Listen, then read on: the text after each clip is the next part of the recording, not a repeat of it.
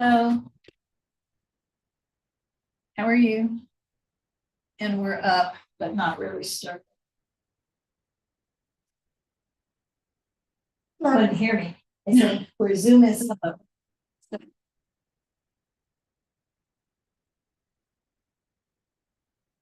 Soon to be started.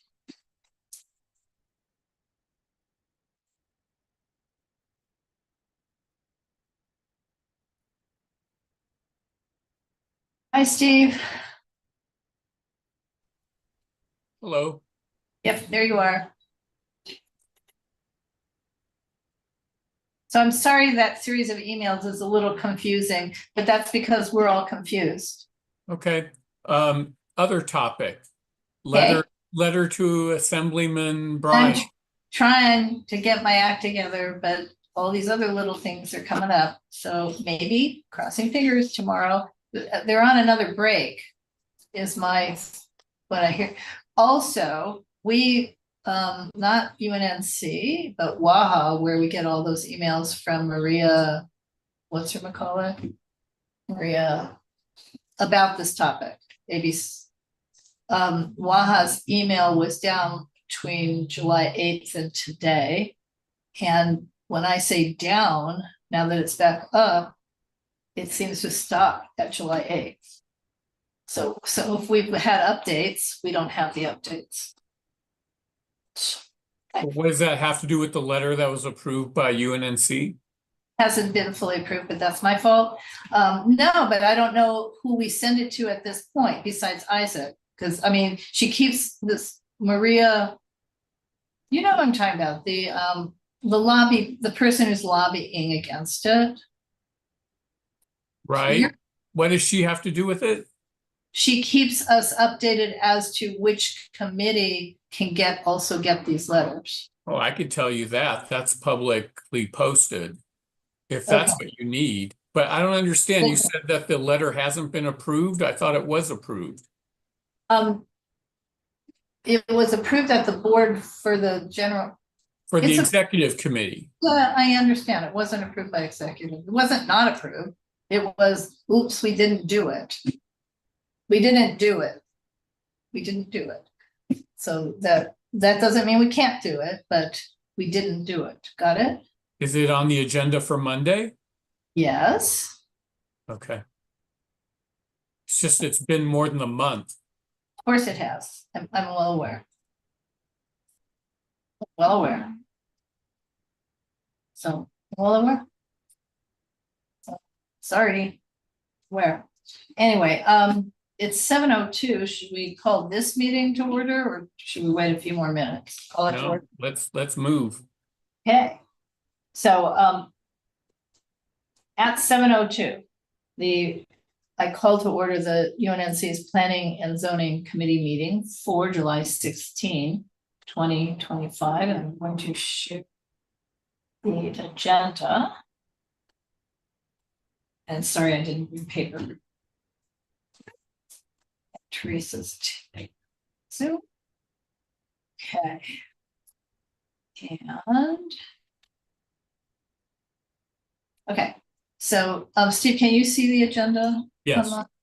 Okay, so our agenda, the normal welcome and call to order, review of standing rules, etc., general comments, and we have 2 1/2 things on tonight's agenda. Item number 3 is the initial review of a proposed office building at 2037-2041 West Jefferson Boulevard, and also an update on the project that Caesar's working on about possible parks, green space conversion, usage for city-owned parcels within UNNC. I do have his presentation. I don't know if we will have him because the baby didn't come at all timely and arrived yesterday by C-section. And they were still in the hospital as of today. So I'm not sure if he's coming tonight or not. So we can choose whether or not to go through the presentation. And then on the number 5, follow-up to previous cases, ENS and old business, there is an interesting thing on the early notification system filing regarding project at 1638 South Bronson, which I think we can discuss briefly, but will have to be brought before us in a real sort of way. Okay, so first item, back to the top, welcome, call to order, review of standing rules for committee stakeholders, voting participation, introductions, and voting affirmations. We can do that quickly. Welcome, my name is Laura Myers. I am the co-chair of the Planning and Zoning Committee for United Neighborhoods Neighborhood Council. I am on the board and serve as its vice president, and I live in the Angeles Vista neighborhood. I'm going to stop the share of the agenda. I'm Colleen. I live in Jefferson Park, so I'm a stakeholder. Okay, Steve. Steve Peckman, I live in Jefferson Park. I'm a stakeholder. And Teresa. Hey everybody, I'm Teresa Masonette. I'm president of the Avenues. I'm a stakeholder. Okay, and if anyone's watching on YouTube, the rules for voting and participation at UNNC's committees in general, and particularly for this Planning and Zoning Committee, anyone who UNNC appoints its chairs and co-chairs for our standing committees. But other than that, anyone who is an active participant in a committee meeting and who is a stakeholder as defined by the Los Angeles City Council for neighborhood councils may not just actively participate in discussions, but may make a motion, may vote.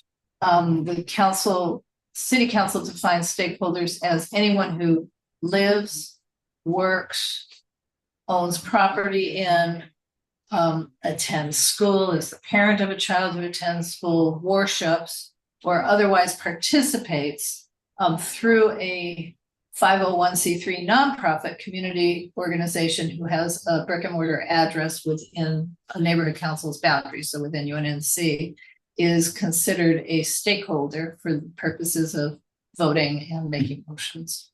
So all four of us who are currently at the meeting are stakeholders.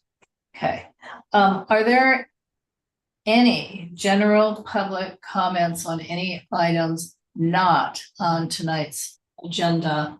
And the caveat being also not in the ENS, which on that item I already mentioned, we'll discuss in number 5. There were a couple of other updates I wanted to provide. Updates on past, Right. that can go under number 5. Yeah, because then we can Perfect. discuss them. Are there any general public comments?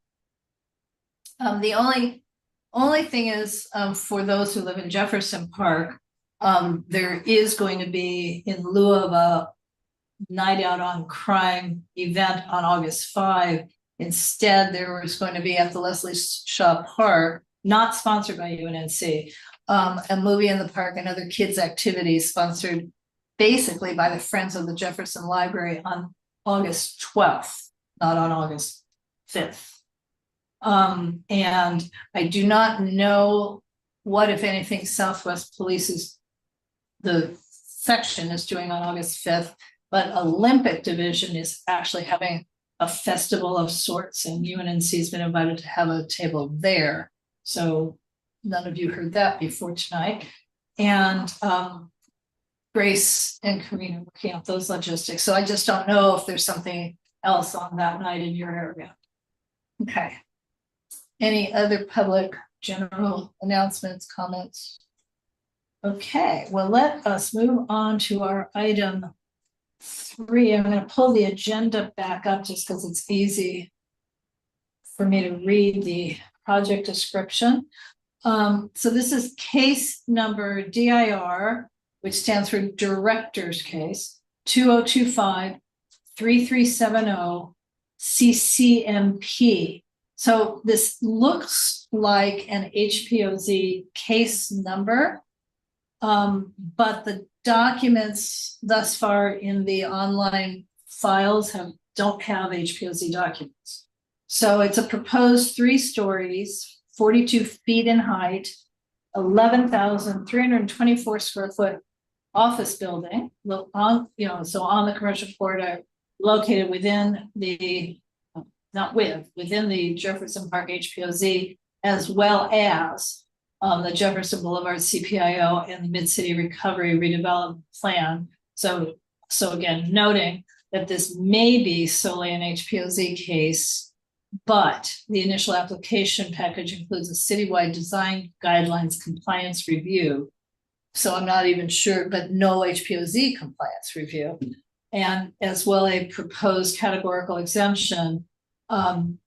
However, I'm not reading exactly what's here. However, there was already a CEQA clearance when they had to demolish the 2 fire damaged buildings that were on these 2 parcels, which are not being combined as one.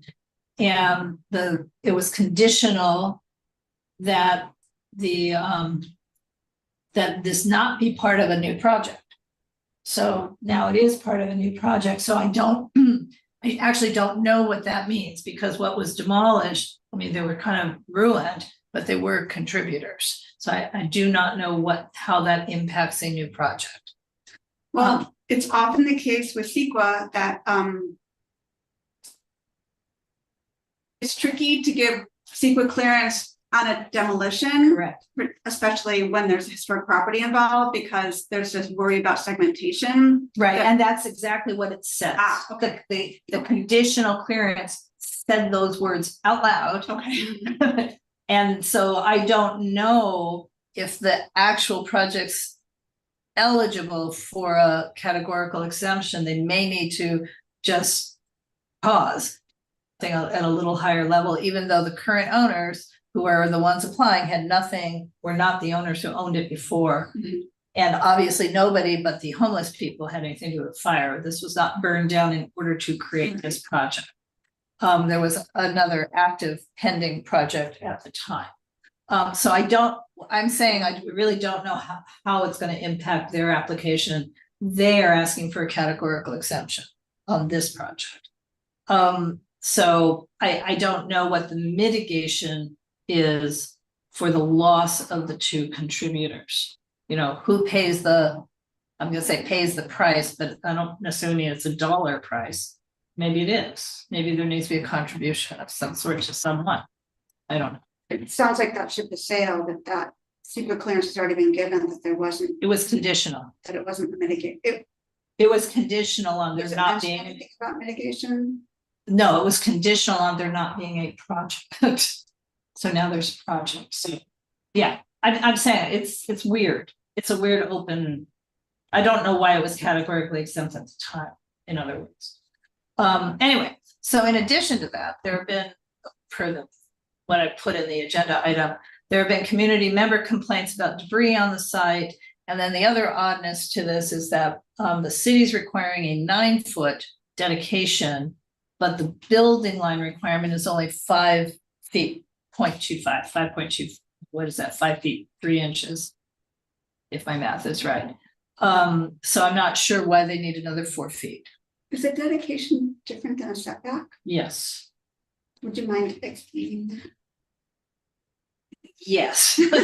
No, I don't mind. The building line would be, you can't build in front of this line.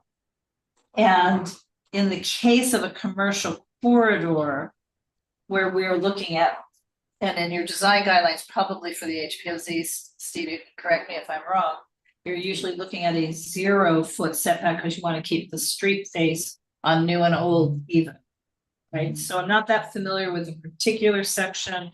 I don't know if the other buildings are at 0 or not, but that's, in this case, the building line would be at 5 feet, 0.25.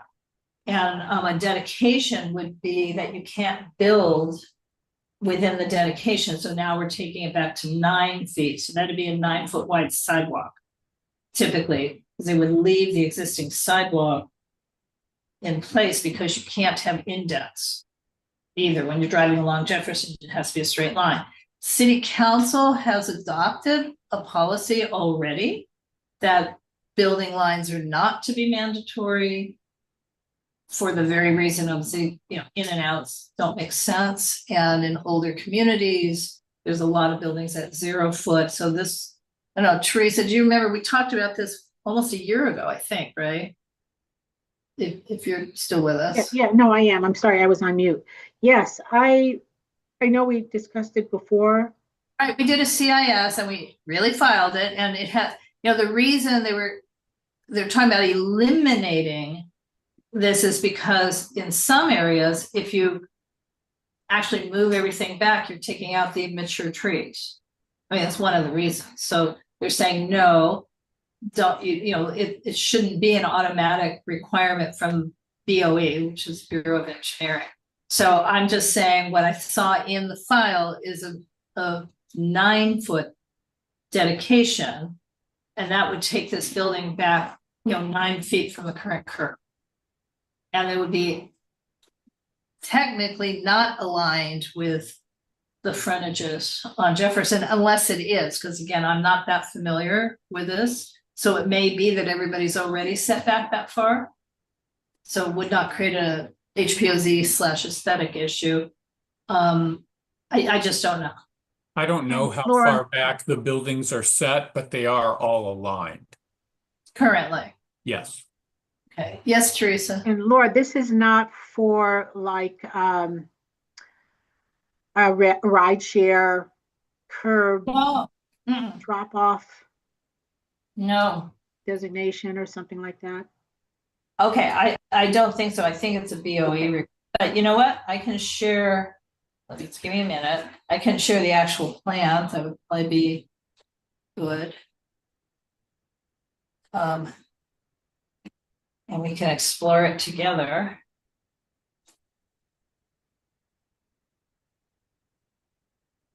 Although it's gonna be hard to see where I You know found what? it. I take it back. They're not all aligned.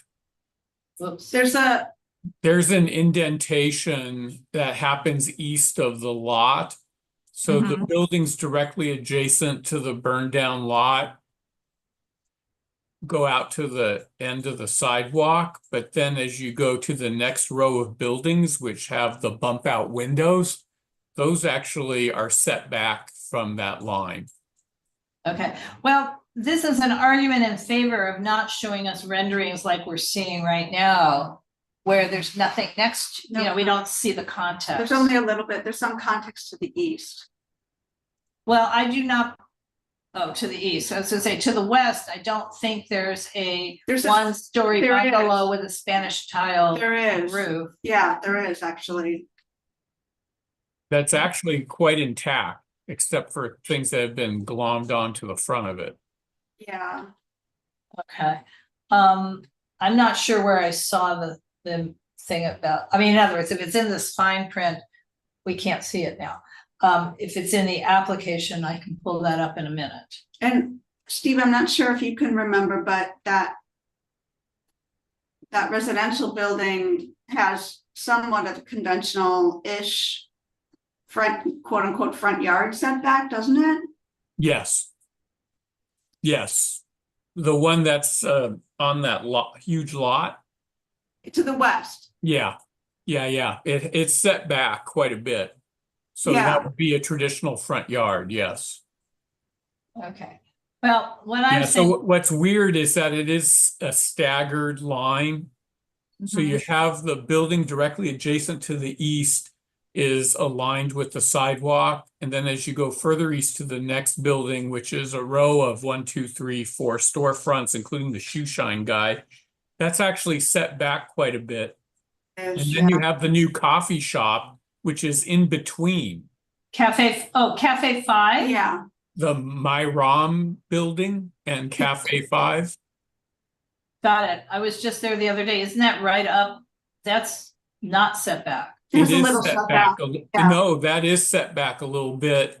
And then not until you get to what was the synagogue and then a church do you get it back to the actual sidewalk line. I think the building that's next to that's west of the synagogue might be at the sidewalk Yes. setback. Yeah, that building It's that outside of it now. that used to do voting at, it was like a assembly room. Okay. That is aligned with the synagogue, but the buildings next to that, the coffee shop and everything, those things are actually in between. Yeah. So at this point, it is a staggered row of buildings. Well, this is what I'm going to say. I can't find right now the reference to the 9 feet. I see Teresa, I'm sorry, your hand's up. But what they're basically doing is showing on their plans, the front yard setback is 7 feet 5 inches. Which I don't know if that means it's 9 plus 7. That seems awfully weird. I mean, I just don't know what any of this means. So these are questions I need to ask. These are not answers I'm trying to give. Teresa? Thank you, Laura. I just did a street view and I concur with Steve and the other lady whose name I can't remember right now.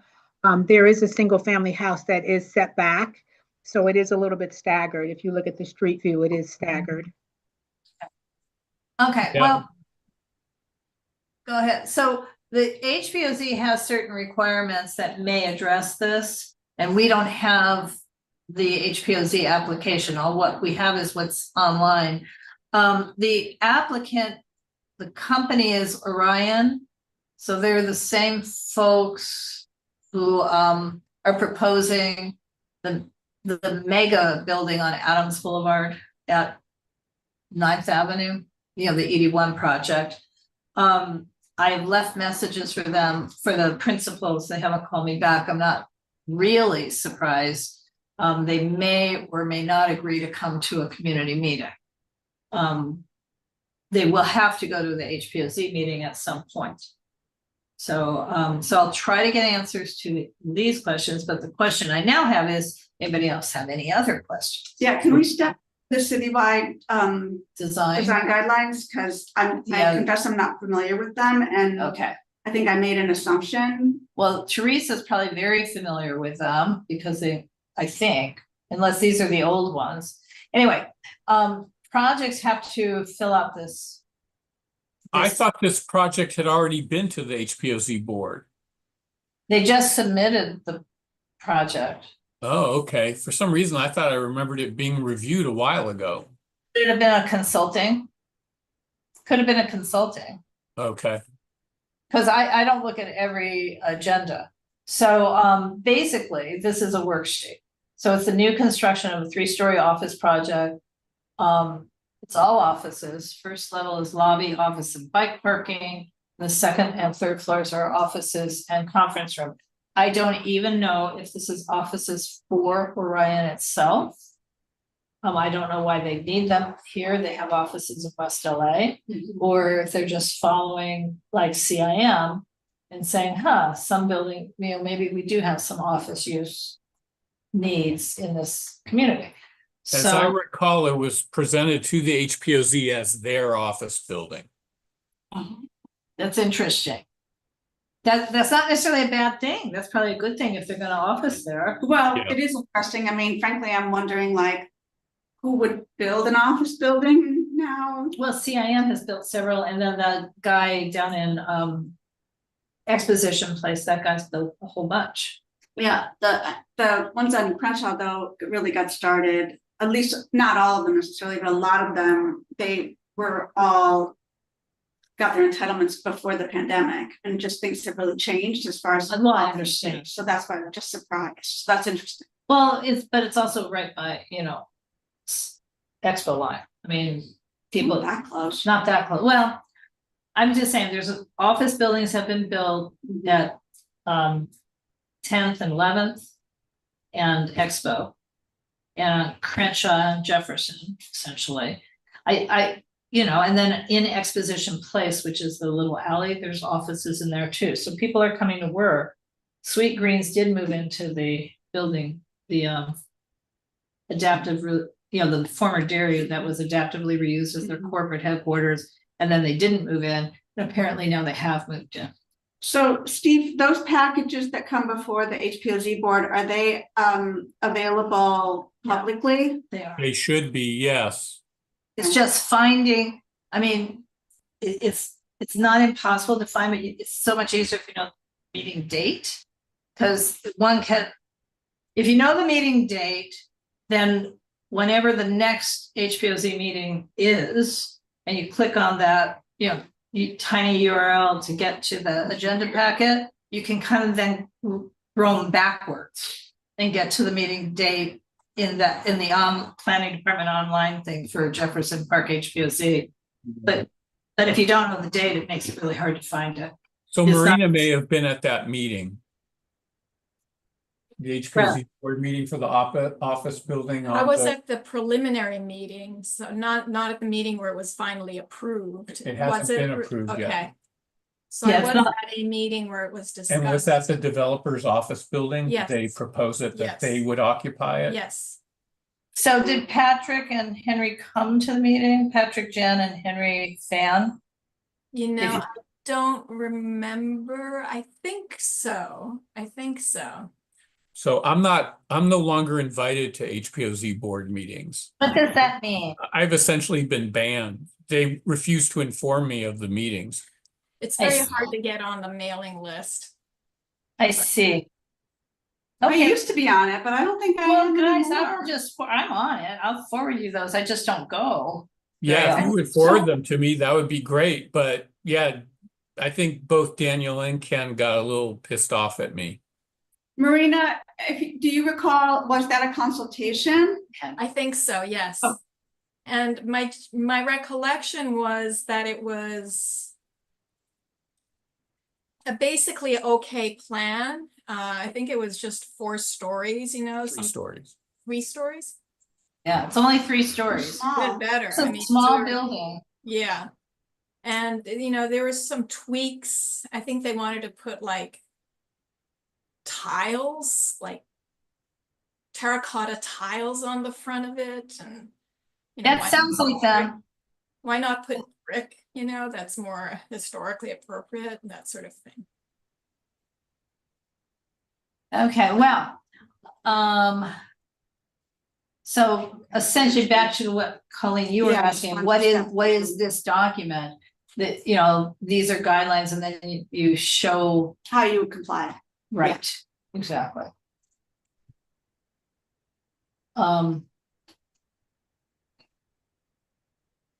So there is no design guideline or preference in planning along commercial corridors for mixed use. There is. Didn't. For the HPOZ, yeah, there absolutely There's a whole is. chapter on. Chapter. So that in our design guidelines for the HPC, but not citywide. Okay, I'm sorry, let's back up. There's guidelines for commercial. This is not mixed use. There's also separately guidelines for mixed use. No, I'm asking, there's no requirement that a building on a commercial corridor be mixed use. No, the requirement is if you want to do residential on a corridor, it must be mixed use. Gotcha. Unless it, on this corridor, the CPIO requirement is that you can't do 100% residential by right unless it is 100% affordable.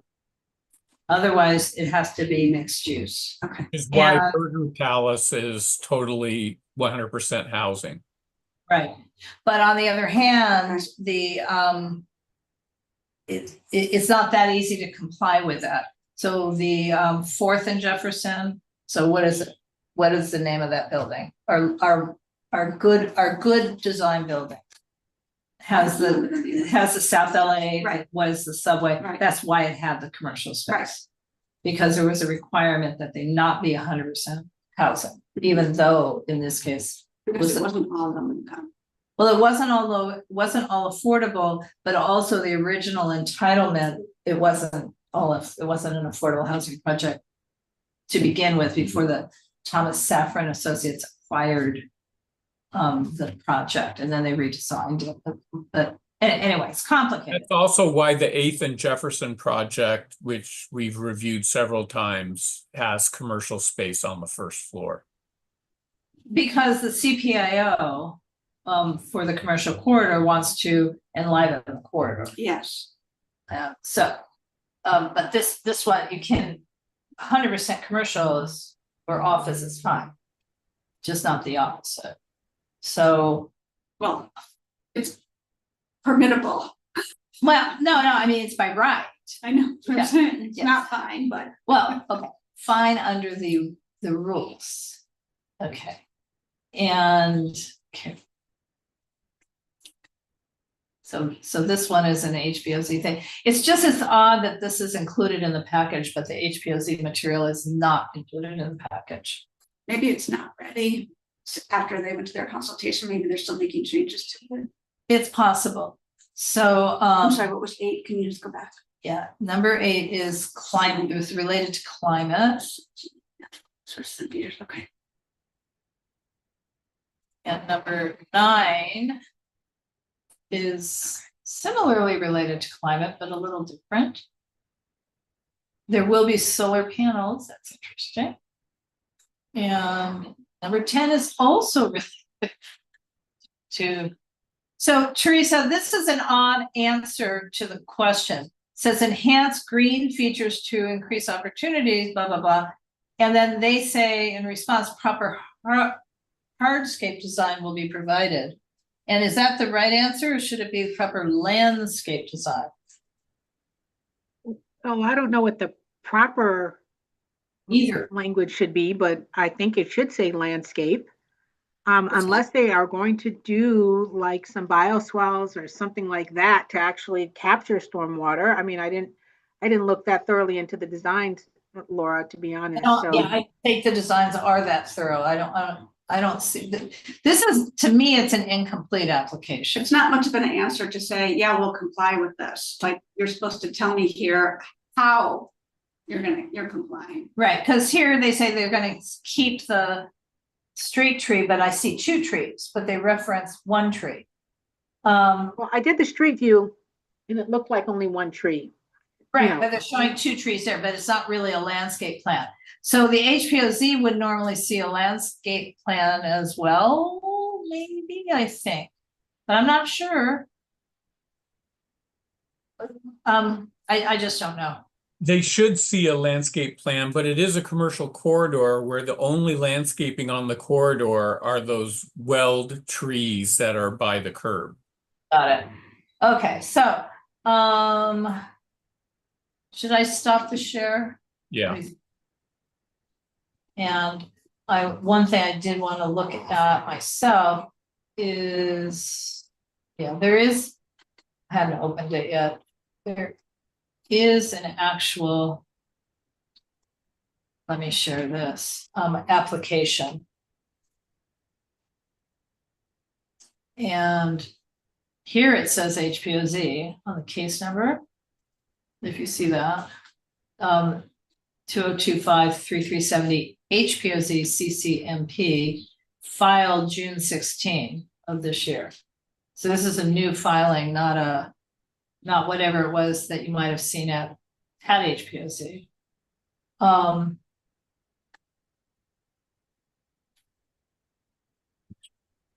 So one of the problems is that they're not checking off all the boxes. So if you see under existing site conditions, it's true, they checked it off. The site is undeveloped or unimproved, i.e. it's vacant, but they did not check off site as special designation, e.g., HPOZ, and they didn't check it off. I mean, it's obvious, but again, I think technically, and I know, Marina, you said that they've already looked at it at the HPOZ, but these are 2 contributing lots still.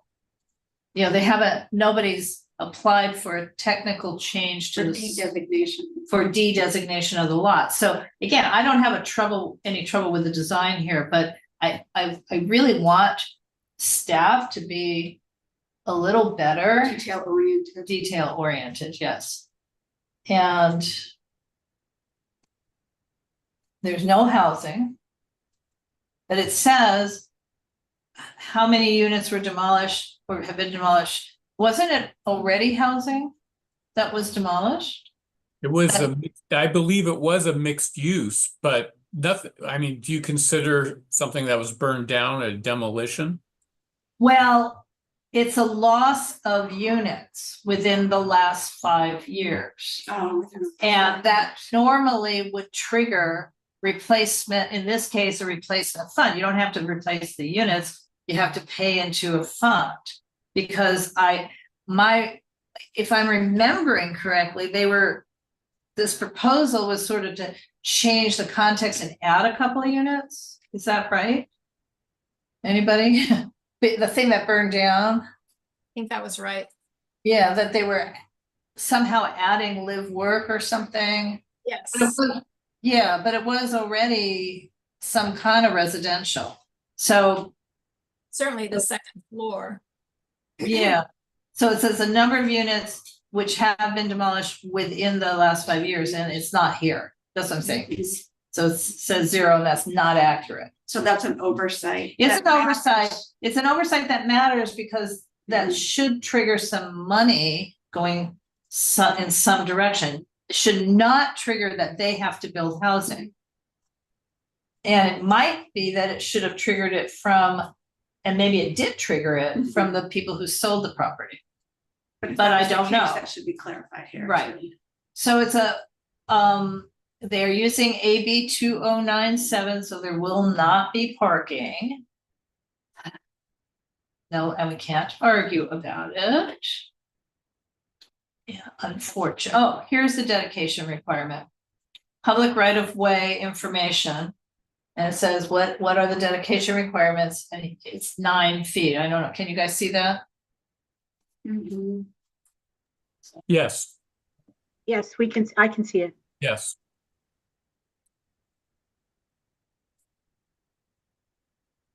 So.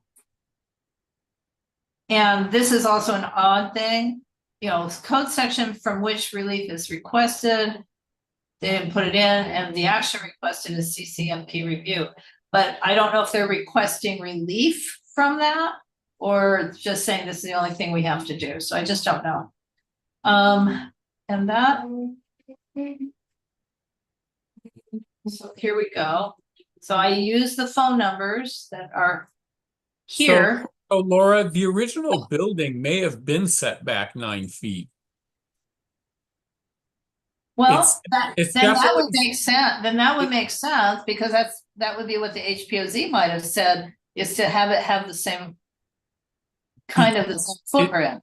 It looks to me like the adjacent building to the east comes out to the end of the sidewalk, but the building that burned down is inset in the same way that the buildings further east before the coffee shop are further inset. So it looks like it was staggered from the beginning. Well, and then that's fine. I mean, I'm just, you know, I'm not that familiar. Yes, I had a cup of coffee the other day there, but I'm not that familiar with this little section. But 9 feet looks like it was original. Okay. So then not a problem. Yeah. No problem. And personally, I 3 floors is not a problem, considering John had proposed a 6-story building previously On this site? No. on another No. site, adjacent site. Huh. Now, what does bother me is the 4 feet high weeds and the trash that is on the site, which, again, it was coincidental that I was in somebody else's car and they said, let's go to Cafe 5. But since we got out of the car, we're on the street, and it's like, what is this mess? And it's kind of messy. So if I ever actually talk to Henry or Patrick, I will say, you know, it can still catch on fire again with weeds that are 4 feet high. They currently own the lot. They do. Yeah, they should maintain it, that's for sure. Absolutely. It's rude for them not to. It's like a slap in the face to our neighborhood. Yeah. Okay. So anything else any other messages? I won't say you guys are rude because that will not get us very far. I'll try and have more honey in this conversation than, you know, malice. But anyway, is there anything else I should be asking them that you guys think we want to know? I don't have anything. The schedule for the HPOZ approval, I guess, would be one thing. Whatever they submitted to the HPOZ would be nice to have. Well, it should have been submitted to me. Not me personally, but to UNNC. Right. But So, they didn't do it, so it'd be good for them to do it. well, They Unless would what have, they would unless have what you done it. have, It unless what wouldn't you be, have. yeah, it wouldn't be they who didn't do it. They would have been required when they signed and paid their, wrote a check or used their credit card. They would have been required to submit the set of plans for the neighborhood council, but it sometimes takes a while for them to be mailed out to the neighborhood council. And they have not, a city planning department has not adjusted its thinking to just simply email the stuff. Teresa. Thanks, Laura. If you could also ask about the landscaping plan, what is happening in the back of that building? Is that an alley? Ooh, Yes, there's an alley behind it. how Well, far there's will an they awful be? lot of open space. I don't trust them. I feel like there's a phase B to this project. There's an awful lot of open space. That building looks like it's only occupying one parcel and there's two parcels. I think is that more or less what you're saying? No, it's to the front and the back is pretty empty.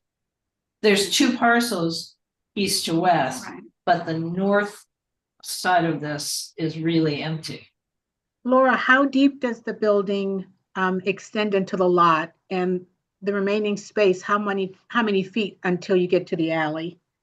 Hang on. The lot, I would guess, is about I'm go- 120 feet deep. That would be I'm my going guess. to share this again. It's just so hard to read. I mean, it might be readable, up there on this, up there on the big television. So I'm gonna look for. You see, even here is the longitudinal section. Can you see that? So Yeah, the alley is on the left, and there's just all this space. well, it could be, maybe they're going to have, if it's an office, they want to have an area for their employees to come in the back and, have lunch or have it as some But kind of, yeah, they haven't applied for, An ADU? they have not applied for parking yet. According to the plan, if you look at the illustration, I'm trying to see what page this is, but I can't find it. If you look at the illustration, they have a kind of wall included, and it looks like parking. Unless it's going to be like picnic tables, looks like parking to me. Okay. I'm looking for a good site plan. I don't know that there is. Okay, here's a site. Can you click on the bottom right to zoom out a little bit? Other way. Oh. Yeah.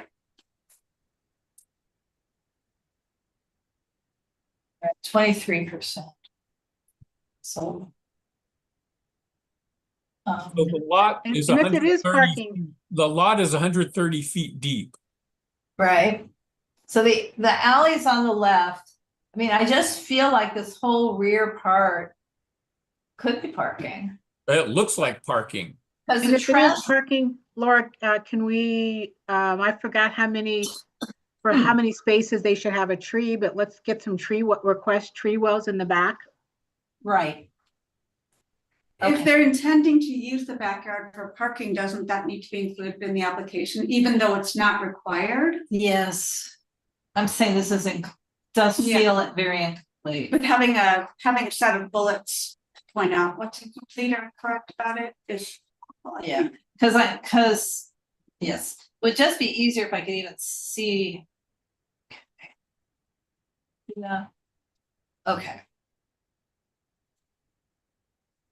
See, this seems to be the first floor. It shows, if you can follow by the little arrow, that's the quote trash room, which is to say the dumpster. Right. So this That's whole, up against the this back wall. area, because this is the alley.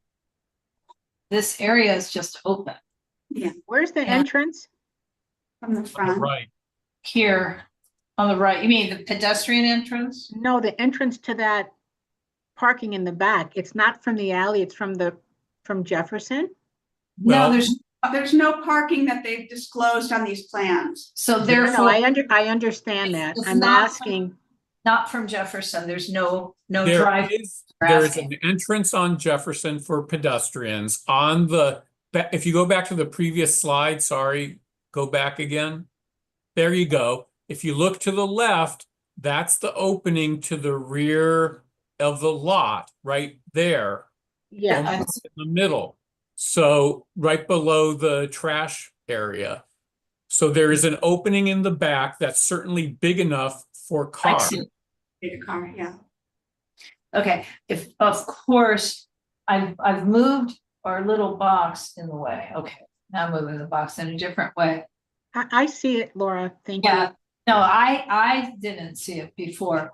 Now I'm gonna, And if you scroll I'm up sorry, in the I know that. illustration, Give me a minute. I'm going to see if I can't. It's hard to read. Even up close on the TV, it's not that legible. that is an opening. I'm sure it is, but I was trying to read what it says it is, not what it appears to be, which It doesn't say anything. well, it does. See here, No, there's, it doesn't. There's, okay, I'm looking at it. I can tell you it doesn't say anything. What it designates is a street light oh, at the bottom of that opening. this thing here. I don't know, I Presumably, have to go back to, yes, that thing there says street light and it's an arrow going to a dot at the bottom of the opening. There you go.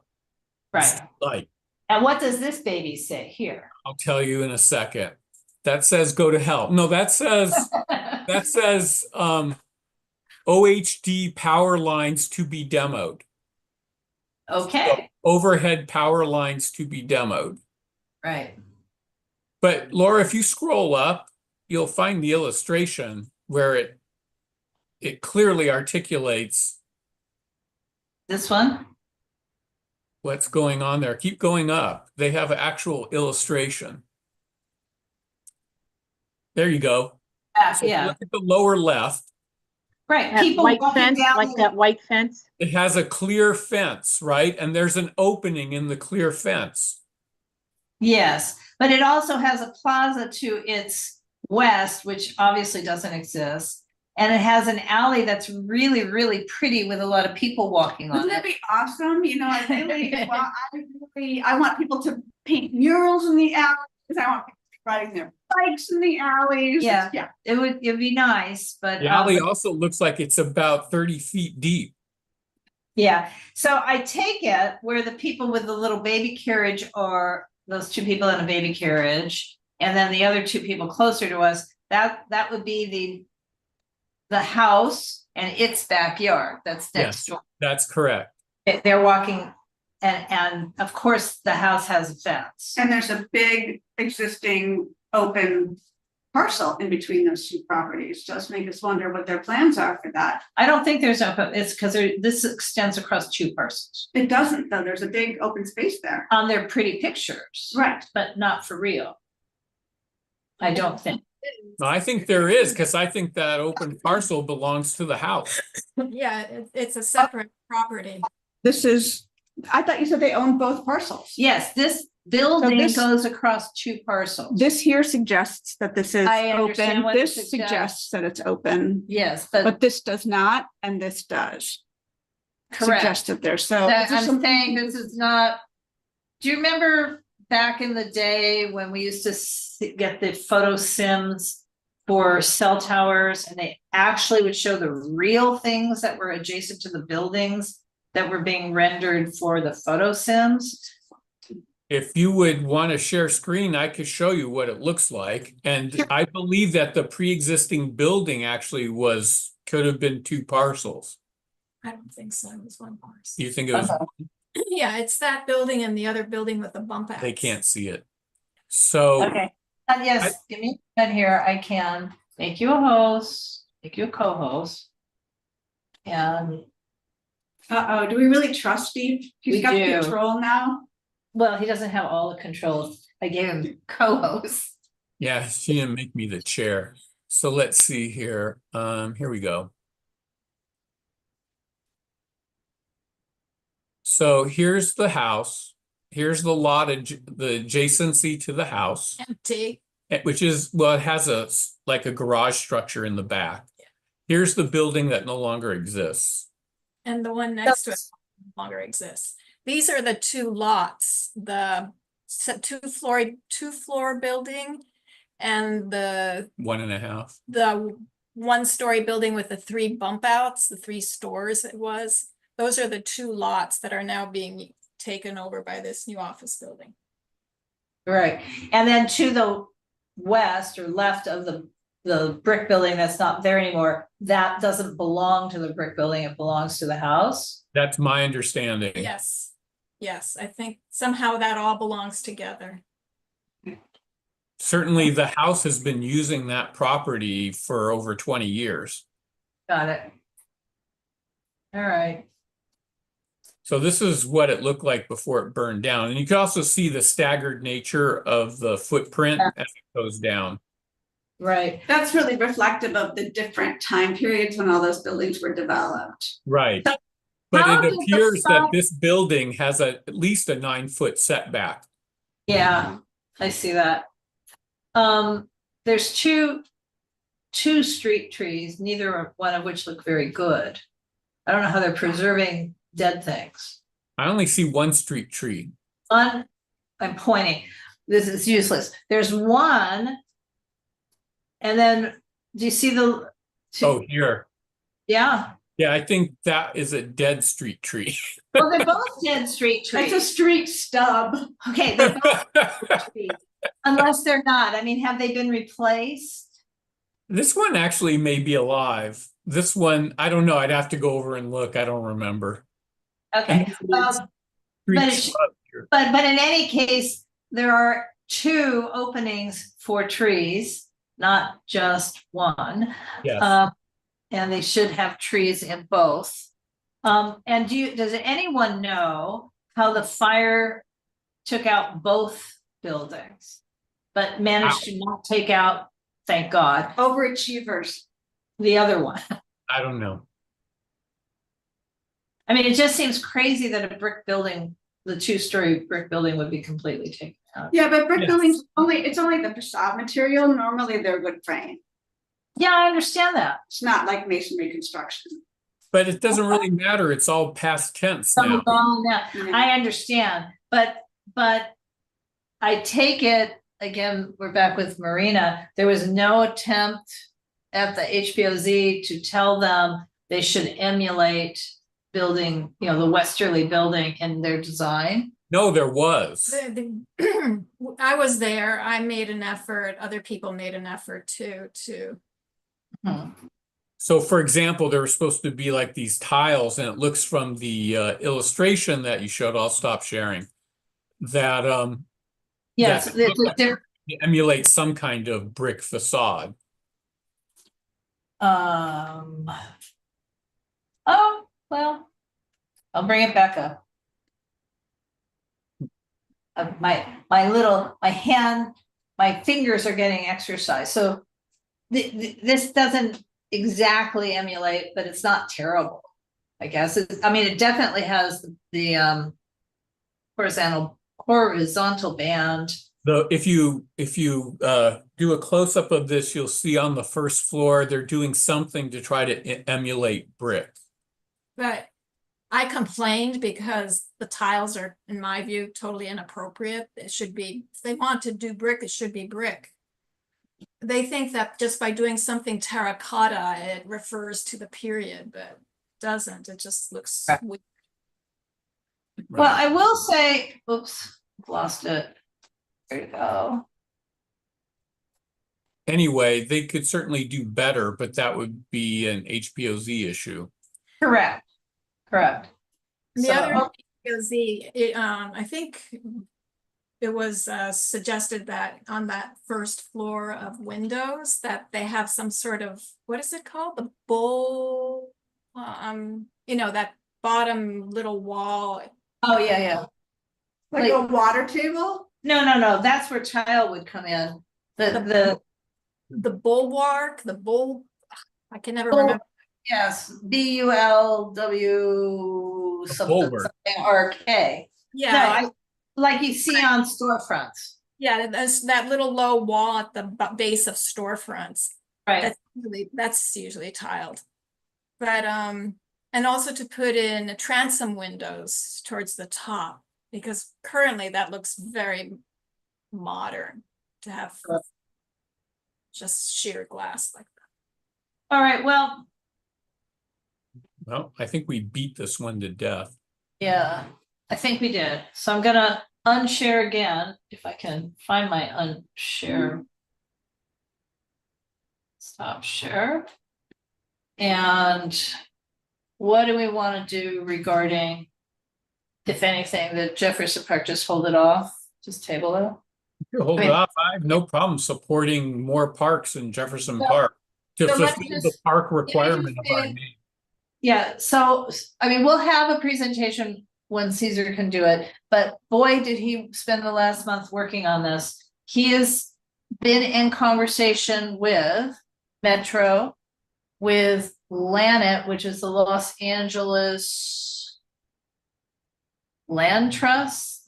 There's, I'm missing a word because there's more initials than that, but the people who have done a lot of parks in our area. He's talked to Lani, different organization. He has spoken to Isaac Bryan's office, and they are in support. And we're trying to coordinate everyone's schedule for a meeting with Hakeem at Council District 10. I mean, Hakeem was available last Thursday, but Caesar was not, because that was theoretically the due date for the baby who did not agree with that. And then trying for tomorrow, where I wasn't going to be available. So we're still trying to set that meeting up. We had at a prior meeting, we identified a number of lots. This is all about the area around in the first mile, last mile, near the Expo and Crenshaw 2 stations. It's been converted a little bit from our first conversation, where it's like, wow, can we get a park and where does the city own land, to trying to interface the funds that may in fact be available for first mile, last mile improvements and greening and parks. And the first mile, last mile refers to that first mile, the miles surrounding transit stations to get people more comfortable with walking. So there've been a lot of proposals over the years on this, and I mean going all the way back to the Expo line, not so 15, 16 years, about even, for example, on the city-owned parcel, creating a green swath so that the residents north of 36 could more easily and comfortably walk to Expo and to the train through a green space. And that was in a proposal years and years ago. So he's been working on it. I don't think he's working on it this week. He's steadily and fast. So Metro, they're all saying they'll do it. I mean, if the CD10 is willing to do it, they're willing to try and engage with the gas company, which has an oversized lot, which perhaps they can just donate a part of it and still function. They have close to 4 acres, and it's primarily surface parking. So, I mean, he's working on it. It's awesome. So It's awesome. just as a reminder, increased designation of space for parks is a important part of the SB 79 letter that UNNC has been asked to sign off on and send to Assemblyman Bryan. Yes, I know. And there's also money available for it. So it's just that everyone says, wow, great. What does CD10 think? Mhm. So we've got to get CD10 really more on board. So what would be a reason why they wouldn't support increased parks? If they happen to have, unbeknownst to us, identified the same pieces of land for affordable housing. Well, then Caesar would be on board with that. I think he would be, but since he lives right there, he really wants some green space. Yeah, but he's already gone on record saying how much he wants affordable housing next door to him. So that would be. I'm just saying, but that, in answer to your question, the mayor had asked every council member about a year ago to identify parcels, city-owned parcels in their districts that could maybe be change to affordable It's- housing. Didn't you say it's the gas company's land? There's both. So the gas company has almost 4 acres. Right. And just west of that, the city has 2.7 acres plus another sliver that is the former annex for the animal shelter. So Right, there's somewhere between the two entities, 7 to 8 acres, Mhm. and we don't need 7 to 8 acres. You were kind of looking at the frontage, maybe some frontage on 36th Street and a green path over to Expo, and leave everything else alone because they're in use.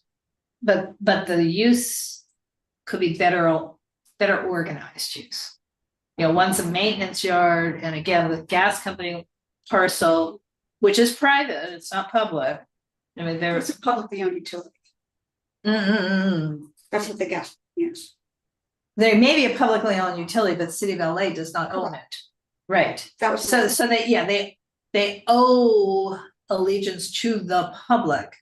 But basically it's a parking lot for personal vehicles, for people who drive to work every day, park their cars, and then walk across the parking lot and grab a sedan or a van, and then go off to work in a gas company vehicle. And then they come back in the opposite. So there's certainly a way to, it costs money, to say build a parking structure for the personal vehicles and the sedans, and or give those employees a mandate to take the train to come to work, because they're not driving their personal cars for work, they're just driving to work.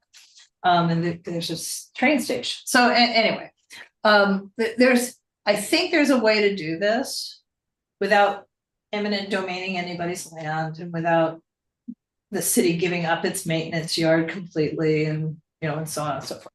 But we'll have, when he just spent too long for something we're not talking about. Just saying. Okay, I want to move on to the last item, which is old business, UNNC, etc. So again, it was in Urbanized today, it was in another thing yesterday, and it was on the early notification, a project at 1638 Bronson. So there have been some other proposals for that lot. Where that lot is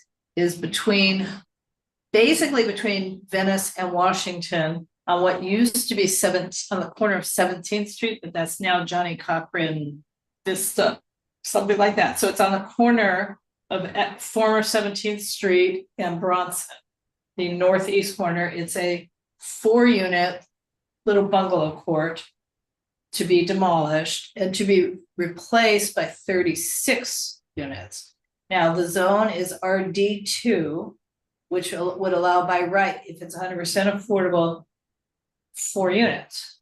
By right, meaning you round up. And by other people's view, since the other zone that's allowed there is RD 1.5, would allow a few more units, but neither one would allow 36. It is not eligible for ED1 because it's demolishing, it's in, and now the new version of ED1 does not allow you to be ED1 if you're getting rid of RSO affordable units. But they are applying under something called AB 2334. And no, I had never heard of AB 2334 before, and went into the weeds, and I'm looking that up, and I don't think it really totally qualifies for that either. So I'm trying to get some answers, but that would end up being a 5-story building with 36 units in a neighborhood, right across from Johnny Cochran. So that part's okay. But in a neighborhood of Bronson, between 17th and Venice, it's these 2-story immediately post-World War II fourplexes.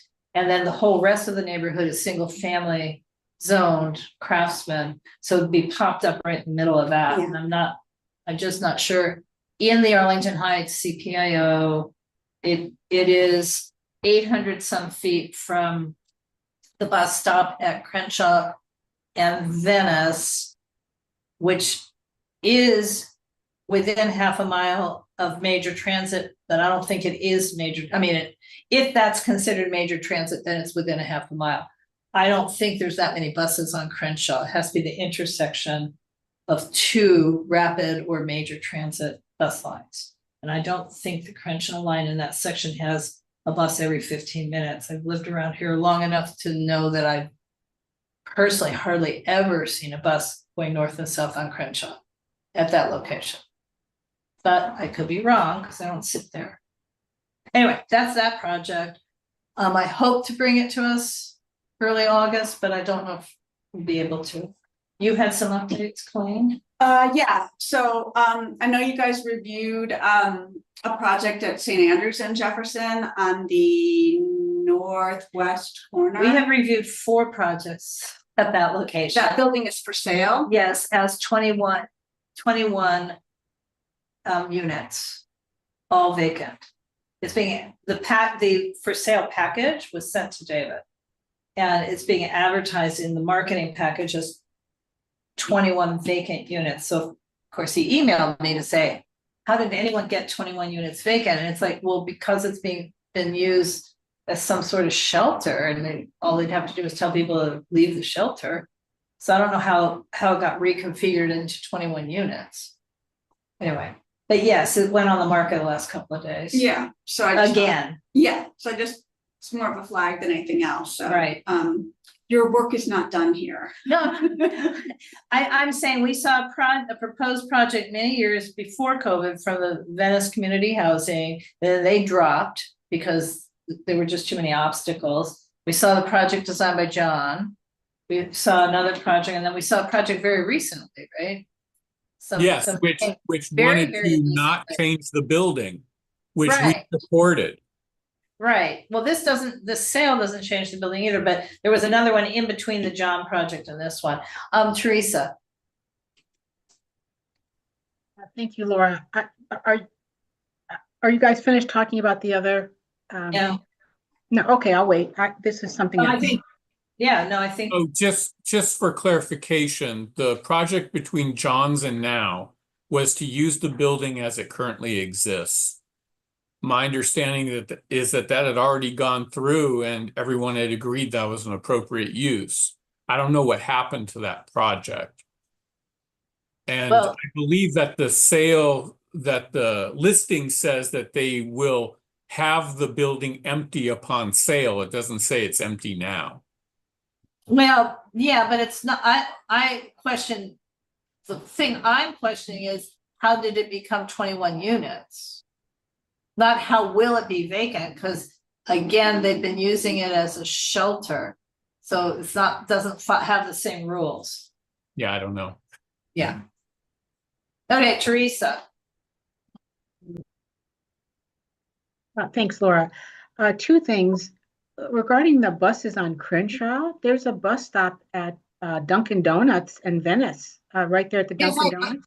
I know that. I'm saying I haven't seen buses go every 15 minutes or faster. Oh, okay. That I know there's a bus stop, and then obviously there's a bus stop, going east to west as well. Right. I just haven't seen the frequency of the buses, but that doesn't mean it isn't frequent. Yeah, I don't know. I just know that I don't know what the frequency is, but occasionally there are buses backed up back to back along Crenshaw, and people have to get over, and there's all this maneuvering that goes on. So I don't know what I'm sure we could look at a bus schedule and see what the timing should be. The other thing I want to do is ask Steve, because Steve, you were my go-to guy on the HPOZ for the BOE approvals that need to go in for the tree wells around the 6th Avenue school. And I know BOE is I'm hoping that they see that it's HPOZ, they flag it and they send it to the HPOZ. So I thought you were attending those meetings and you would let me know when that was on the agenda or if it was approved. Yeah, well, like I said, they refused to send me the agendas, so I don't really have access. Okay, I will look other. Well, Teresa, do you think Did you just told BOE, hey, you've got to contact them, or?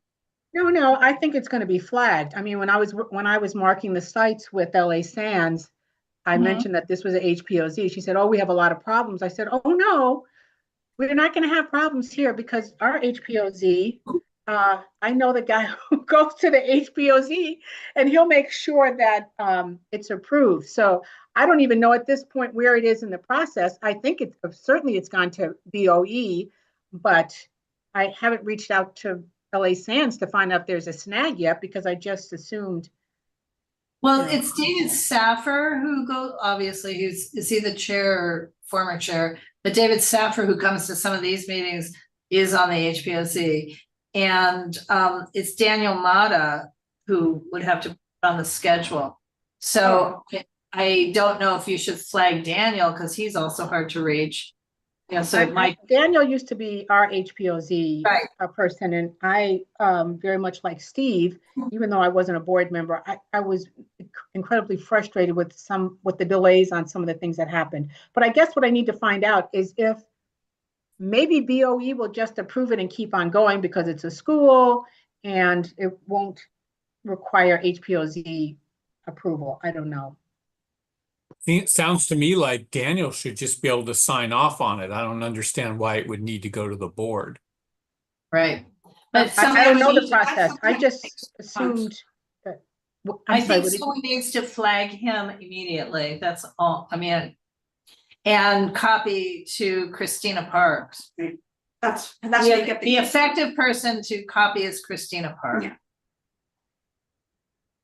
Essentially, the only way I found to get Daniel to respond is to copy Ken Bernstein on the email. All right, let me find out where it is in the BOE pipeline and then find out what I need to do next. All right, thanks. Right, and I was the other person, since you have a relationship-ish, would be Michelle Levy. Because she's not over them, but she's adjacent, as it were, and she could get it done. Because she's got a close relationship with Ken, and since.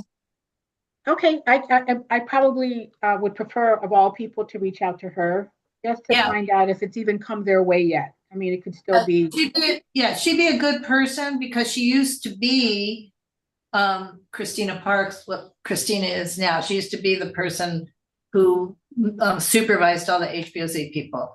Okay. And so she'd be, I just think, what's that word? I don't think we should be Pollyanna about this and just assume the path that it will just happen. I think they should be flagged so that it gets done. Okay, thanks. Pauline, have you heard anything about the liquor store? I haven't checked for probably 3 weeks, but last time I checked, there was no additional documents on ZMIS. Right. But the liquor store has doubled its footprint of liquor sales. Oh, great. Yeah. So without regard to even the testimony. Apparently, I don't know if they were there. That's true. Yeah, I don't know if they were there. And then the other update I wanted to provide was for the CUD application for a few doors down from the liquor store at 2131 West Jefferson, which is actually just 2 doors down. The museum? At the quote Hidden History Museum. Yeah, it's not yet scheduled. Correct. Right. That's the update I wanted to provide. Yeah, I finally got an email. I forgot to say, but it's not yet scheduled for anything. Yeah, the email that I got from the planner is pending hearing, applicant is not ready for a hearing at this time. So I guess my question was, if this hasn't gone out, like we haven't gotten notices as neighbors that there's even an application, because you said the UNNC wrote a letter. We have a letter. I'm holding on to it because of some of the stuff you said. Oh, it hasn't been sent. Correct. I got it. Because if there's additional problems, we might need to take it back to. Yeah, well, I mean, I think just that the thing to be aware of is that they hold events regularly, apparently without benefit of a CUB. And certainly, I hear a lot of consternation from neighbors about the extent of the noise. There's amplified music in the Right. Which they weren't outside, supposed to do. out in the backyard. Right. So I feel And like the events go until 3 in the morning. Teresa, I see you have your hand up. Steve has his hand up. What I was gonna say is, I feel like the only way to avoid going back to the board would be to put in language like John Arnold used to put into our motions. That our approval is contingent on the actual final decision reflecting exactly what was presented. And then go through the list that it says again, no outdoor noise, no amplification, no this, no this, no this, and otherwise we don't approve.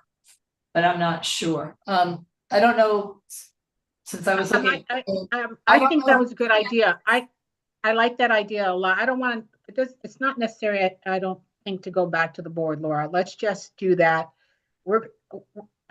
We could say we're not going to support, or we could say we will support it based on these things, or we can say we will not support it based on these things. But we voted to support, so that's what I'm saying. We'd have to it's contingent on as presented, and what was presented was this and this and this, which was no outdoor, no noise, no outdoor this, blah, blah, blah. Steve? So I agree with Teresa. This would be an appropriate way to write the letter. That is contingent on them fulfilling what was presented, nothing more. I am concerned that we all voted to move this forward as a letter and it hasn't been moved forward. Wait, let me finish. Let me finish, I'm please. going to interrupt because you're mad about something else, but you No, I'm not. I'm not mad about something else other than this is a repeated motif that's been going on for years, is that we as a committee decided to make a recommendation. As I understand it, it was presented to the board and the board accepted it. The letter should have gone out, and if it needed to be amended later, we could always amend the letter. But I believe that the letter should go out in a timely fashion. Fine, I heard you, but I'm trying to tell you, and we can change the policy, that we have no sunset on policies. And our policy at UNNC for years has been, we send the letter nearer to the hearing to be sure that the planning department didn't make changes to whatever the project is, such that we would have to reconsider it because we only want to write one letter. Our policy is to write a letter, not a series of letters, if at all possible. So that is why I haven't sent the letter, because the planner told me, but I've been checking just like Colleen is, that it's not yet scheduled for a hearing. There's a holdup that may be related to the contents of the application itself. I don't know. Yeah, and then just one more clarification. I think somebody mentioned that the project that was presented was that they were looking for conditional use until midnight, and the application materials that are available in ZMIS are until 2 a.m. Right. Which I'm an insomniac, so I'm up at 2 a.m. anyway, but I can tell you that my neighbors who are more early birds are like, their hair is standing on. So on the one hand, I want to avoid bringing it back to the board, but I really want to avoid writing a series of letters. So, I just don't quite. And does anybody remember if there was any limitation on the number of events that they could hold? Not in their presentation, I don't No. think. Yeah. Teresa's hand is back up. Yes, thank you, Laura. I understand Steve's frustration about getting these letters out. We vote. You've heard me talk about this before. The CIS is not just for planning and zoning, but other CISs, and getting them uploaded. And Laura is right now the only person who can do that, and not just for this committee, but any of the committees. She is the only person. Not by choice. Yes, I know that. But so I understand your frustration, Steve. Remember, since you have brought this to our attention, we have updated the website. We do now have a drop down that shows all of the letters and CISs that the neighborhood council has submitted. So we're making progress in that way. I do want to be clear on this, Laura. If they are violating, I mean, Right. two a.m. is standard, not in most cases for anything, but if they're already violating, Yeah,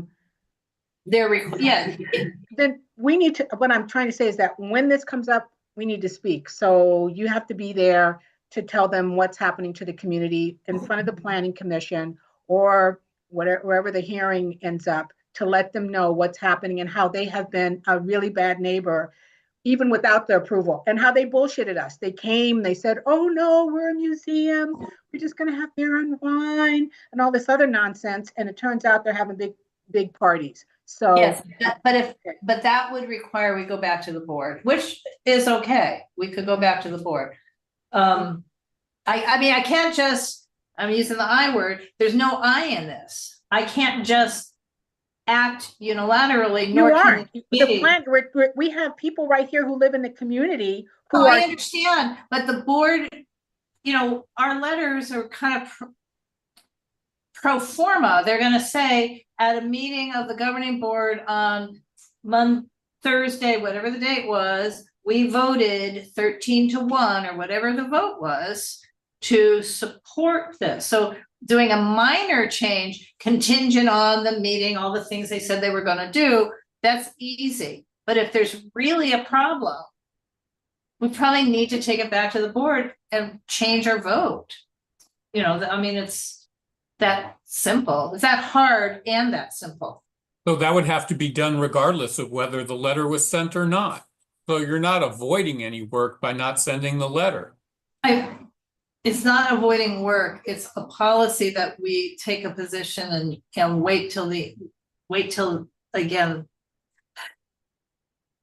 There have been, for example, This is where we are now, Laura. 1899. Sorry, where we are Jefferson, now, we need, yeah. can you please put this on the agenda for the next governing board meeting? We know already that we're gonna have to adjust the letter.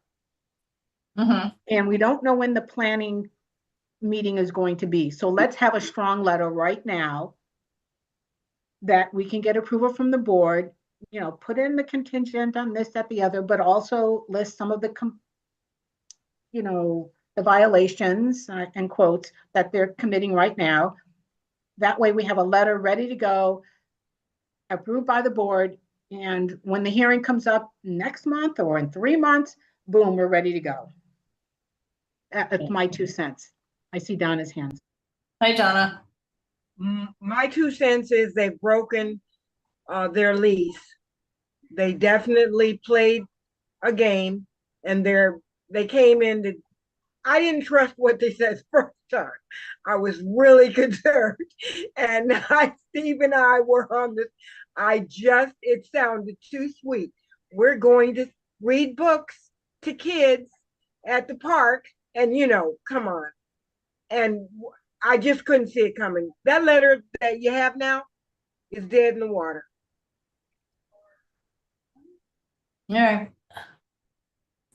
So what's the procedure then, if folks feel that Donna, I think I'm hearing you say that you feel like it's a do-over. Am I understanding that correctly, that that's your feeling? Well, the letter was written with their agreement to follow rules. Well, they've already broken them, and they haven't gotten to the hearing. So therefore, the letter really doesn't reflect anything that it needs to. So it needs to be taken back and redone with chains and guns about what they can and cannot do. Not saying they can't ever open or be there, but and the police need to be notified about the behavior that neighbors are suffering. So yes, I definitely think it's not of any value. But it hasn't been written yet. Is that right? I've drafted it. Yeah, okay. So So I mean, I have, yes, I know, but I haven't. I would like to make a motion that we update the letter to reflect the comments of this committee and take it back to the board. So are we I'm sorry, let me just clarify, not taking the case to the board, but just taking a final letter to the board that includes this updated information. Yes, Because I we- agree with Teresa. It would be an updated letter that includes this discussion, not only the, we would agree to have this happen so long as you comply with all these things, but also we need to map out the violations to date. Right, and are we sure they're violations or community concerns that this is happening? Well, if they don't have a CUB, are they allowed? Well, but do you know for sure? Well, events, yes, it's the alcohol that they're applying for. I mean, they're a commercial space museum, museums have events, but the museum shouldn't have events that go to 2 a.m. and they shouldn't be serving alcohol. But are we sure they're going to 2 a.m? Are we sure they're serving alcohol? I haven't been taking notes and I Well, don't, that's what and I'm not invited, so I don't know if they're So- serving alcohol. So I think the word violation probably can't be in it, just community concerns that Great. it seems that there have been events that go past midnight already. And there shouldn't be any, if the conditions they're requesting is nothing past midnight, then certainly before the conditional use is granted, there shouldn't be anything. 2 a.m. Oh, they requested 2 a.m. That's We what's approved in this. midnight. Right, Got it. so, and this will be unpopular, but I think it would be really helpful for the committee to hear from other community members besides me. Yes, I'm just saying, in addition to that, I don't want to say they're violating. If No, we have get it. We Actual get it. evidence. Yeah, and what I'm saying is that, it would probably be some other concerns might surface. I know because I'm literally right behind them. Right, So, and you cannot have a conversation in my backyard or in my bedroom when they're having an event. It's just too loud. But, so I know what I experience. I know what some of my neighbors expressed to me, but they're not here. And it would be, I think, helpful if I was able to let them know, hey, planning and zoning committee is gonna hear this, and I know I get the agendas, I just didn't see this, so I apologize for not participating in that conversation when you guys had it previously. But so, and I know that's not gonna be popular because we want to move it forward more quickly, but I guess. well, yeah, I mean, it's taking the second bite at the apple, or in this case, the onion, because it's unpleasant. Well, they basically came in and asked to open a bar to me. That's what I heard. I Okay. agree. I did not hear the other. And I to agree. me, that Yeah. worried me from that time. Again, but we don't, let's say they actually had come in and asked to open a bar, we wouldn't necessarily vote no Right. to opening a bar. So that's the thing, I mean, okay, it was in early February, but was it this year or the year before? I'm losing track. No, it was the February. It was some months ago. Yeah, it was this The year. they were here the first Wednesday and then the first Thursday at governing board of February, because it was just, earlier in the month of where we had Ciclavia, because he also said he would Oh, open his wow. doors and he did not Yeah, for Ciclavia. I'm not aware that it's actually open to the public. It might. No, be. but he had said he would I open. know, but I'm for just saying that I Ciclavia. know that it's called, Rena's it's not- called a museum. Rena has talked her way into it. That's one person. That's not much of a museum. I know Um, that. Yeah, and even when the security bars are up, the windows are all dark, so it doesn't see. Okay. But They played us. Let's just admit it. They played us. Right. And what it is a joint after hours. okay, but again, the zone would allow that. It's just that they didn't present it the way they're using it. Well, Sounds like. I'm not, So we have a motion and a second. I know that. I just want to be clear that I don't disagree with you that maybe the zone allows it, but it's in the specific plan area Mhm. and they have to get a conditional use. Of permit. course. So. No, it's just that There's they, a reason that we have a specific plan area I'm because we are overburdened by. the problem you all are expressing is that they're behaving more like a bar than they are an event, than they are institution, art gallery, whatever you want to call it, with the ancillary use of occasional events. But they're not Yours- supposed to be having any of this. They're supposed to have a conditional use permit. Well, because you wanted to expand what art galleries do already, which is serve alcohol. Art galleries don't have CUPs normally, Right. so, or CUBs. And I think they have a liquor license. We got played. Okay, not good language. I don't know that we were played. I do know that the conditions that they proposed, not that we proposed, are not being followed. Is that essentially what you're saying? That our approval was based on what was presented. I don't know what we presented, and I don't know what conditions were Well, they're in the application. approved. I just think Or Laura. we approve the conditions that were in What's the in the application. application? It's 2 a.m. and you have told me previously that I don't know that I, It's midnight. The fundamental problem is this committee has no ability to approve anything. As far as we know, the city hasn't approved anything, and they're holding events until at least 2 a.m. that are bothering the neighbors. I got it. And what he had said is it's his own events. I mean, this is what we don't, I know what we do know. There's noise, thus there must be events that goes past midnight. And you assume there's alcohol, not that you've seen alcohol being poured. We know that what he had proposed to us is, it's called the Hidden History Museum.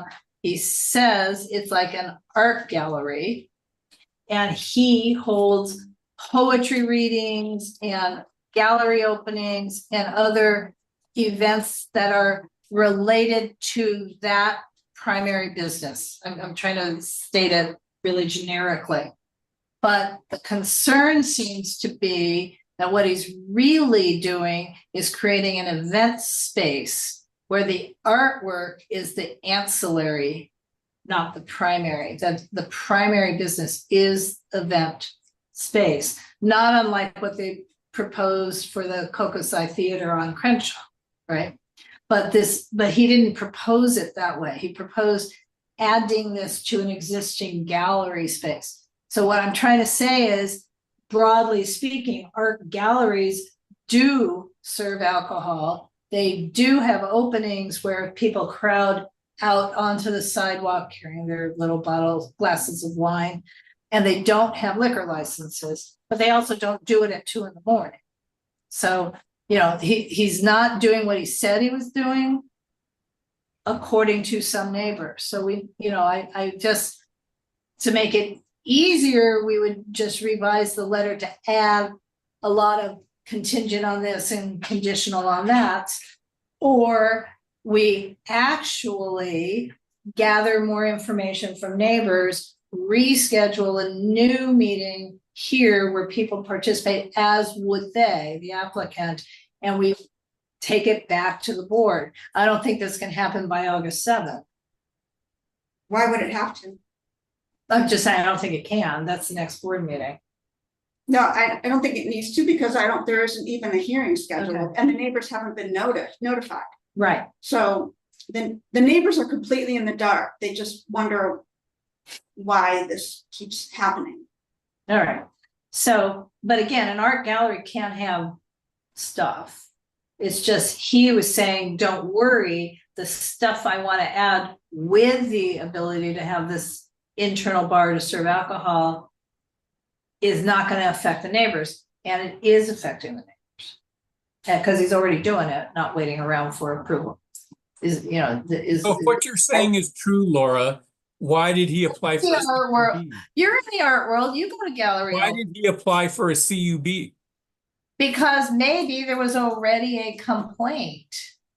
I mean, I don't know, I can't read his mind. Maybe somebody already put in a complaint about it, and he thought to defend, he would get city permission. He applied for a liquor license years ago. At least 2 years ago. Well, you're Yeah. saying liquor license, you mean ABC? Yes, Yes, I don't know what the status of it is, but we got notices and there was a posting in the front of the building that they applied for a liquor license. And we all know that in order to use a liquor license in the specific plan area, you must have a conditional use permit. Okay, well, for homework, if you would find out what the status of the ABC will. application is, I will. that would be most helpful. I will. Because this did not seem to be an ABC case with Yeah. us. This was years ago. No, mean, no, like, I at least 2 understand. years ago, but I will Yeah, check their website. Because this was not this again, the events and alcohol were to be secondary to or ancillary to the primary use as a art gallery. Right, but you can't sell liquor without a liquor license, so he would not be able to. He wasn't planning to, I'd have to go Didn't back. propose sale. It wasn't a It proposal of says, sales. it's in the Zemus application, it says sale of beer and wine. And staying open until 2 AM. I don't Uh, remember, I I don't don't remember that yeah. being part of the proposal that we reviewed. No, I don't think That's so. what a CUB would be for. Not always. Not That's always. a conditional use. So I'd like to offer to Teresa an amendment to the motion, which is that we table the redrafting of the letter until after this committee can reconvene with members of the community for further discussion and input. I accept that. Okay, and is it 2131? Uh-huh. Okay. I have the application. And I would hope that we could reschedule this for the next Planning and Zoning Committee meeting. Okay, so the application was for, I'm not gonna bother to share this yet. Art gallery to remain with proposed sub-use of bar and event hall, beer and wine and live entertainment. So it is Live entertainment. 10 AM to 2, you were right, 10 AM to 2 AM. 7 days a week, no dancing, 16 indoor spaces. So it wasn't to be outdoors at all. I'm reminding Oh, everyone's myself. backyard. Okay, art gallery to remain, proposed sub-use of a bar and event hall, beer and wine. It's live entertainment, but he was also said words out loud that the live entertainment would be like poetry read. Just Right. saying. No rock bands, no big. Oh, I don't know if it is actually live. I think it's recorded. Hey, I mean, I'm just gonna be honest here. The music is my taste. So like, Okay, if it has to be loud, I'm very happy with the selection. okay. It may but- not always be that way. Correct. And it's not just me because my neighbors are not happy. Okay, Right. I wouldn't be happy with someone with amplified music until 2 AM. I can tell you that. I mean, if it was Earth, Wind and Fire, I wouldn't want them out there at 2 AM. Right. well, that'd be a little bit loud, but Because Earth, Wind and Fire is definitely on the playlist. My favorite band, my first concert at the Forum, December 1979. okay. I just shared the screen. The establishment is an existing art gallery, which is already contributing to the cultural enhancement of the community. Proposed bar and event hall will serve local artists, poets, painters, writers, and other related enthusiasts. Blah, blah, blah, blah, blah, blah, blah. So this is what we were presented. And And I think if that were true, it would be awesome. But I don't see a lot of engagement, at least with the immediate community. well, It's to his community. okay, Which doesn't include me, I guess. That's right. okay, so here's the thing. These are lovely findings, so I don't need a motion to start revising the letter, but I do think before finalizing any sort of revised letter or findings of our own, or asking the board to re-vote, those are three different things. I really would like more solid information. Because if he's not selling alcohol, if he's just serving it, that's a normal thing for art galleries to do, for example. I think he wanted maybe, But he's What? requesting to sell. I think he's requesting to commercialize it, yes. And But that wasn't proposed. No, I think it was. He was saying that he needed to commercialize it a little bit so he can afford to have the place. He did say that. Whatever that means, but I don't think we thought it meant having 2 a.m. outdoor events. We got suckered. Okay, not useful, Donna, just, So my suggestion again is that this be agendized for the next planning and zoning committee meeting. To give an opportunity for Colleen to get the neighbors to participate. And we revisit this and reconceptualize the letter based on that meeting. okay, but I'm not sure we can do it for August 6th because we've got a few things. It has to go back into the pipeline. Again, I don't think that's super urgent because there has no hearing. I understand. I have to put it in the pipeline because I kind of feel this Bronson Avenue thing might be a Yeah. really important thing. So maybe To two, schedule. how about 2 meetings from now, which is Yeah. better for me anyway, because I'm not gonna maybe be available in 2 weeks, so. Okay, So that'd be fine. I mean, I'm just saying. is that okay with, does that comport, Steve, with Fine your, with me, Teresa. Teresa? Steve, Sorry, Uh, yes, it's fine with me. okay, Yeah, if you're not available, it has to be fine with everybody. Frankly, because this is sort of like becomes your. yeah. Because, I can only do what I do. Absolutely. Okay, all right, anything else? Can I make a comment? Yes, By the way, Sam. we do have a neighborhood prosecutor, which I will share the information if anybody would like, that would love to get a phone call regarding this issue. And Tyler Whiteman is the SLO for the area. Maybe they could document to help. Yeah, but none of those people are gonna be around at 1:45 a.m. on some Saturday night. Yeah, I have not brought it up, to the, there's a community meeting that's held on Jefferson now closer to Crenshaw, which I have started going to, and, Jeff is there and Tyler Whiteman is there on a regular basis. I haven't brought it up to Is that them. Mika's meeting? I'm not sure who's the organizer of it. I haven't brought it up to them. Aside from the noise, it is not, to my mind at this point, a police issue. I have not noticed that there's any antisocial behavior that's associated with the folks who attend the events. It's really at this point just the noise, if that Well, makes and the sense. fact that they're spilling outside. The reason there's noise is they're spilling outside. Well, they're on their own property. They're in the Yeah. backyard. But in the backyard Right. rather than indoors. Right. So I haven't really brought it to the attention of police at this stage because I have so many other police issues that I'm on I understood. related to the alley specifically. So, one tries to, push forward with the police on the issues that are the most urgent, if Sure. that makes sense. Sure. Okay, well, I think we have a bit of a path forward and we'll move on. And it's 8:42, so I really do think we need to say goodnight. We're done. Good work. Thank you. Thanks, everyone. Okay, good night. I'm gonna. Good night, Thank everybody. you. Thank you, everybody.